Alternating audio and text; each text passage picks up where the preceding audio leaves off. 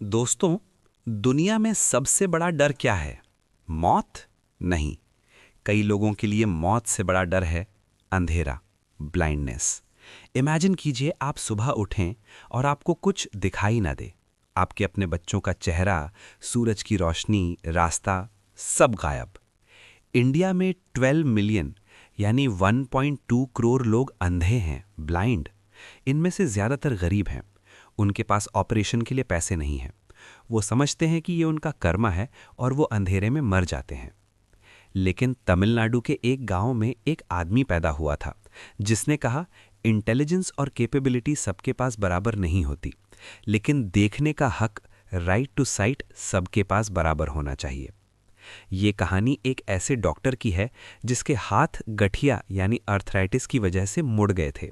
वो चाकू नहीं पकड़ सकता था, लेकिन उसने अपने उन्हीं टूटे हुए हाथों से एक ऐसा एम्पायर खड़ा किया जो आज दुनिया का सबसे बड़ा आई केयर प्रोवाइडर है, जहां मैकडॉनल्ड्स की स्पीड से ऑपरेशन होते हैं। उनका नाम है डॉक्टर गोविंदप्पा वेंकटा स्वामी, जिन्हें प्यार से डॉक्टर वी कहा जाता है।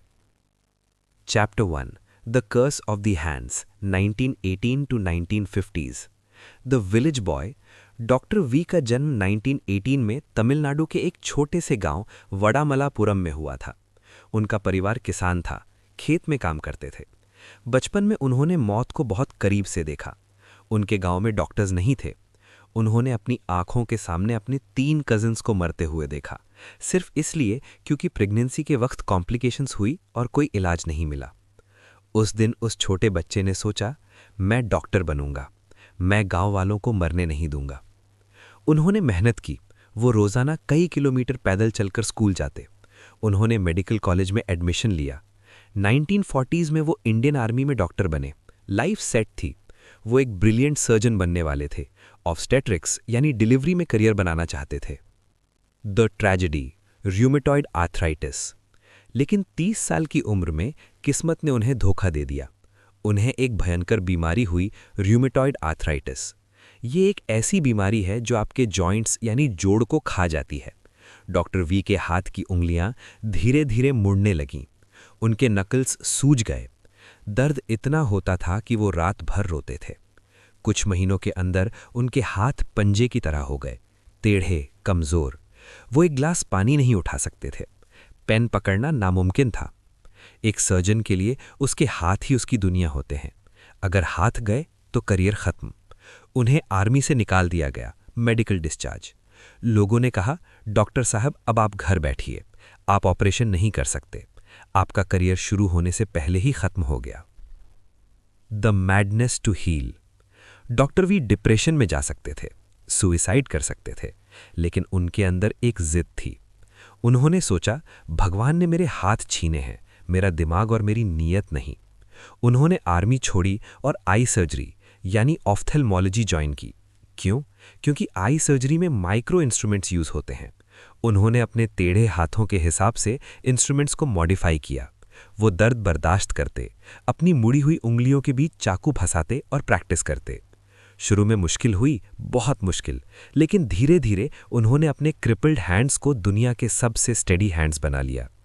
उन्होंने 100, 1000, 1,00,000 सर्जरीज की। वो आदमी जो पेन नहीं पकड़ सकता था, वो अब इंसान की आंख के अंदर के सबसे पतले लेंस को रिप्लेस कर रहा था। ये मेडिकल मिरेकल था। उन्होंने गवर्नमेंट हॉस्पिटल में काम किया और हजारों लोगों को रोशनी दी। Chapter 2, the McDonald's inspiration, 1976। The retirement crisis. 1976 आया। डॉक्टर वी अब 58 ईयर्स के हो चुके थे। सरकारी नियम के हिसाब से उन्हें रिटायर होना था। एक नॉर्मल इंसान 58 की उम्र में सोचता है कि बस अब बहुत काम कर लिया, अब आराम करूंगा, पोते पोतियों के साथ खेलूंगा। लेकिन डॉक्टर वी का मिशन अभी शुरू हुआ था। उन्होंने देखा कि इंडिया में कैटरैक्ट यानी मोतियाबिंद की वजह से लाखों लोग अंधे हो रहे हैं। ये बीमारी क्योर हो सकती है, पर गरीबों के पास पैसा नहीं है और हॉस्पिटल्स कम है।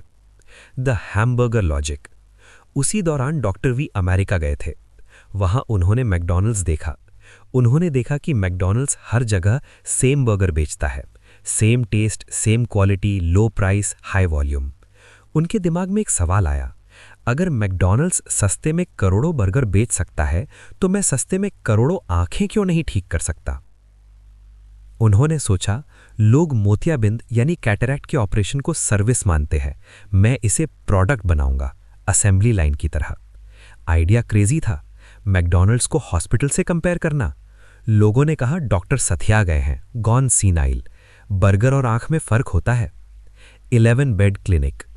1976 में रिटायरमेंट के बाद डॉक्टर वी ने अपनी सारी सेविंग्स निकाली, अपने भाई बहनों से पैसे मांगे, अपने घर को मदुरई को गिरवी रखा और एक छोटा सा 11 बेड का हॉस्पिटल शुरू किया। नाम रखा अरविंद हॉस्पिटल, श्री औरबिंदो के नाम पर, क्योंकि वो बहुत स्पिरिचुअल थे। उनका बिजनेस मॉडल दुनिया में सबसे अलग था। 1. 30-40% पेशेंट्स पैसा देंगे, पेइंग पेशेंट्स। 2. 60-70% पेशेंट्स का इलाज मुफ्त होगा, फ्री। 3. जो पैसा अमीर देंगे उससे गरीबों का खर्चा निकलेगा। 4. क्वालिटी में कोई भेदभाव नहीं, यानी अमीर और गरीब का operation same doctor same machine से करेगा। लोगों ने कहा यह मॉडल फेल हो जाएगा, 70% फ्री करोगे तो बैंकरप्ट हो जाओगे। लेकिन डॉक्टर वी ने कहा तुम चिंता मत करो, भगवान मेरे पार्टनर है। डॉक्टर वी खुद सुबह से शाम तक सर्जरी करते। वो गांव-गांव जाकर आई कैंप्स लगाते, ट्रक में डॉक्टर्स जाते, गांव वालों की आंखें चेक करते, जिन्हें ऑपरेशन की ज़रूरत होती उन्हें अपनी बस में बिठाकर हॉस्पिटल लाते, फ्री ऑपरेशन करते, फ्री खाना खिलाते और वापस छोड़ाते। शुरुआत में चैलेंजेस बहुत थे, पैसा कम था, पेशेंट्स की भीड़ बढ़ रही थी, लेकिन डॉक्टर वी के पास एक सीक्रेट वेपन था, उनकी फैमिली। उनके भाई बहन भांजे भतीजे सब डॉक्टर बन गए और डॉक्टर वी के मिशन में जुड़ गए। उन्होंने सैलरी नहीं मांगी, उन्होंने सेवा की। लेकिन असली मुसीबत तब आई जब इंट्रा ऑक्यूलर लेंस की ज़रूरत पड़ी। आँख के ऑपरेशन के बाद एक प्लास्टिक का लेंस लगता है। उस वक्त वो लेंस अमेरिका से आता था और $100 यानी 3,000-4,000 रुपए का होता था। गरीब आदमी के लिए ये बहुत महंगा था। डॉक्टर वी ने सोचा जब तक हम ये लेंस खुद नहीं बनाएंगे तब तक मैं हर अंधे को रोशनी नहीं दे पाऊंगा। उन्होंने डिसाइड किया कि वो मैन्युफैक्चरिंग में उतरेंगे। एक डॉक्टर फैक्ट्री लगाएगा। Chapter 3 The $2 Revolution Oro Lab The Glass Wall of Cost। दोस्तों 1980s तक इंडिया में कैटरैक्ट यानी मोतियाबिंद का ऑपरेशन कैसे होता था। डॉक्टर आंख का लेंस निकाल देते थे और पेशेंट को मोटा चश्मा यानी थिक ग्लासेस पहनना पड़ता था, सोडा बॉटल ग्लासेस। इससे दिखता तो था लेकिन क्वालिटी खराब थी। पेरिफेरल विजन यानी साइड का दिखना खत्म हो जाता था। दुनिया में नई टेक्नोलॉजी आ चुकी थी, इंट्रा ऑक्यूलर लेंस यानी IOL। ये प्लास्टिक का एक छोटा सा लेंस होता है जो ऑपरेशन के वक्त आंख के अंदर डाल दिया जाता है। इससे चश्मे की ज़रूरत नहीं पड़ती, पेशेंट अगले दिन से नॉर्मल देख सकता है। लेकिन प्रॉब्लम थी पैसा। ये लेंस अमेरिका से इंपोर्ट होता था। एक लेंस की कीमत थी $100 से $150, यानी उस समय के हिसाब से 3,000 से 5,000 रुपए। सर्जरी का कॉस्ट अलग। एक गरीब किसान जिसकी महीने की कमाई 500 रुपए थी, वो 5,000 रुपए का लेंस कैसे लगवाएगा। डॉक्टर वी के पास पैसे वाले पेशेंट्स आते, वो लेंस लगवाते और खुशी से जाते। लेकिन जब गरीब पेशेंट आता तो डॉक्टर वी को उसे बिना लेंस के भेजना पड़ता। ये बात डॉक्टर वी को अंदर से खटती थी। उन्होंने सोचा अगर कोका कोला गांव-गांव पहुंच सकता है तो आंख की रोशनी क्यों नहीं। द ऑडेशियस आइडिया 1992 में डॉक्टर वी ने एक पागलपन वाला फैसला लिया। उन्होंने अपने डॉक्टर से कहा हम ये लेंस अमेरिका से नहीं खरीदेंगे, हम ये लेंस खुद बनाएंगे। सब हैरान रह गए, सर हम डॉक्टर्स हैं, हम इंजीनियर्स नहीं हैं। लेंस बनाना हाई प्रिसिजन टेक्नोलॉजी है, अगर क्वालिटी खराब हुई तो लोग अंधे हो जाएंगे। बड़े बड़े एक्सपर्ट्स ने कहा डॉक्टर वी आप मेडिकल लाइन में रहिए, मैन्युफैक्चरिंग में मत उतरिए, आप बर्बाद हो जाएंगे। लेकिन डॉक्टर वी के पास जुनून था। उन्होंने टेक्नोलॉजी ट्रांसफर के लिए अमेरिका की एक कंपनी से बात की। उन्होंने मदुरई में एक फैक्ट्री लगाई, ओरो लैब। और वहां काम करने के लिए किन्हें रखा? बड़े इंजीनियर्स को नहीं, उन्होंने गांव की लड़कियों को जो 12th पास थी ट्रेनिंग दी। उन्होंने उन्हें लेंस बनाना, पॉलिश करना और इंस्पेक्ट करना सिखाया। The price crash. जब ओरो लैब का पहला लेंस बनकर निकला तो दुनिया दंग रह गई।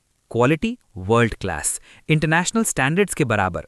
प्राइस, जो लेंस अमेरिका $100 में बेचता था, डॉक्टर वी ने वो लेंस बनाया सिर्फ $2 में। $100 से सीधा $2। ये बिजनेस हिस्ट्री का सबसे बड़ा प्राइस क्रैश था। ग्लोबल कंपनीज फार्मा जाइंट्स घबरा गईं। उन्हें लगा ये इंडियन डॉक्टर मार्केट खराब कर रहा है। लेकिन डॉक्टर वी का मकसद प्रॉफिट नहीं था।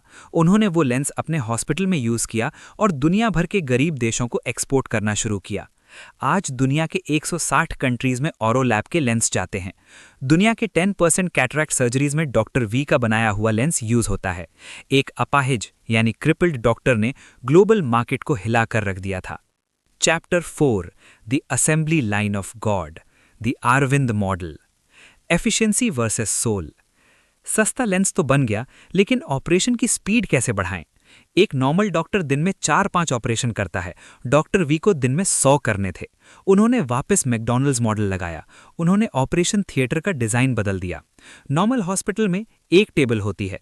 डॉक्टर आता है, पेशेंट को प्रिपेयर करता है, इंजेक्शन देता है, ऑपरेशन करता है, बैंडेज करता है।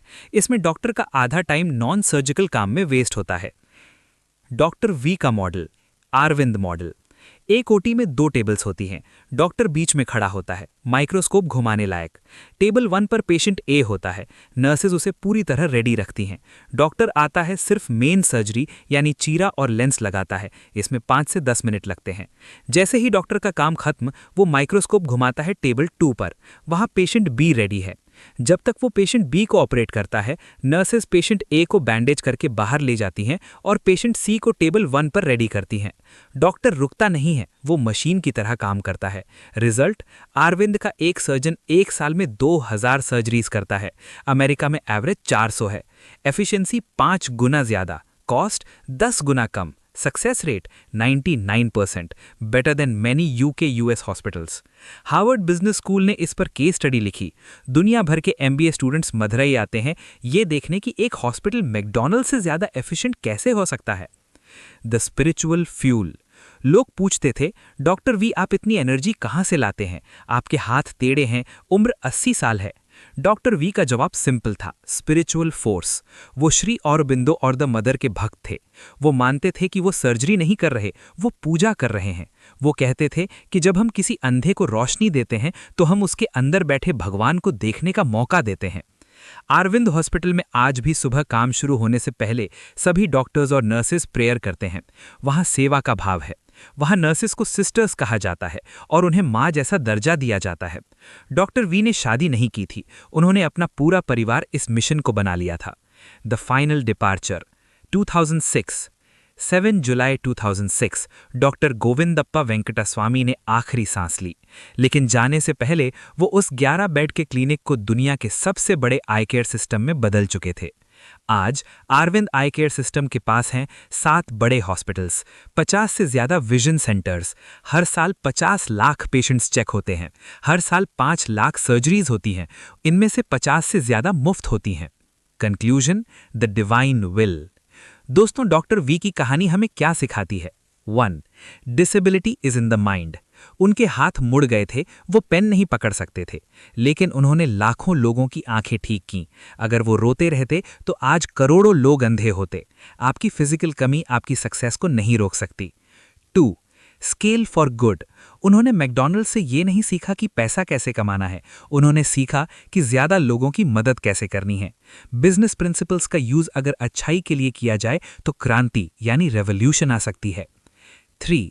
Intelligence versus wisdom. इंटेलिजेंस कहती है कि फ्री में ऑपरेशन करोगे तो लॉस होगा। विजडम कहती है कि फ्री में करोगे तो भगवान फंड करेगा। अरविंद हॉस्पिटल आज तक लॉस में नहीं गया, ये प्रॉफिटेबल है। तो अगली बार जब आपको लगे कि आपके पास रिसोर्सेज नहीं है या आपकी हेल्थ खराब है, तो मदुरई के उस बूढ़े डॉक्टर को याद करना जिसके पास सिर्फ टेढ़े हाथ थे, लेकिन उन्हीं हाथों ने दुनिया को रोशनी दी। उठो, अपनी कमजोरी को अपनी ताकत बनाओ और दुनिया को दिखा दो।